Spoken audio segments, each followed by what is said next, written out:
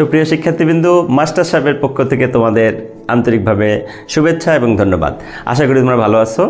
তোমরা আজকে যে বিষয়টি দেখবা একদম টোটালি ভিজুয়ালাইজেশনের মাধ্যমে কিভাবে কোনো বিষয়কে আমরা সুন্দরভাবে উপস্থাপন করতে পারি। যেমন আমরা ইতিপূর্বে শুধুমাত্র নদী নৌকার যে সমীকরণের ম্যাথগুলা কাল্পনিকভাবে চিন্তা করতাম, এখন কিন্তু আমাদের আর কাল্পনিক চিন্তা করতে হবে না।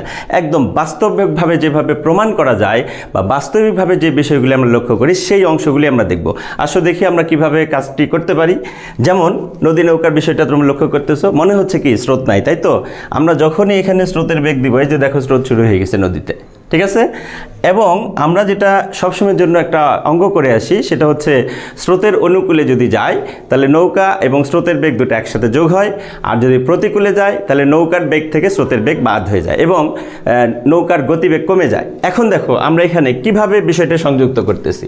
তাহলে আমরা প্রথমে আসি স্রোতের অনুকূলে। তো স্রোতের অনুকূলে যখন যাব তখন দেখো আমরা নৌকার বেগ সংযুক্ত করব এবং স্রোতের বেগ সংযুক্ত করার সাথে সাথে আমরা যখন স্টার্ট দিব তাহলে দেখো এই যে দেখো নৌকা যাত্রা শুরু করছে এবং অনেক দ্রুত গতিতে যাচ্ছে। আমরা যদি স্রোতের বেগ আরও বাড়ায় দিই তাহলে আরও দ্রুত যাবে, নৌকার বেগ বাড়ায় দিলে আরও দ্রুত যাবে। এটা একটা বিষয়। আরেকটা বিষয় যদি আমরা এখন দেখি, স্রোতের প্রতিকূলে আমরা আসবো। স্রোতের প্রতিকূলে যখন দেখব আমরা নৌকার বেগ দিলাম, স্রোতের বেগ দিলাম। এইবার যদি আমরা স্টার্ট করি তাহলে দেখো আমরা এখান থেকে একদম বিপরীত দিকে চলে আসতেছে। যদি আমরা স্রোতের বেগকে বাড়াই দিই, যে দেখো গতি কমে গেছে। তার মানে নৌকার বেগ থেকে স্রোতের বেগ বাদ দিলে যে মিলিত বেগ, সেই মিলিত বেগে আস্তে আস্তে নৌকাটি সামনের দিকে অগ্রসর হচ্ছে।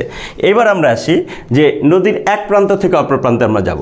তো নদীর এক প্রান্ত থেকে অপর প্রান্তে যাওয়ার জন্য এভাবে হিসাব করে নেই যে সর্বনিম্ন দূরত্বে আমরা নদী পার হব।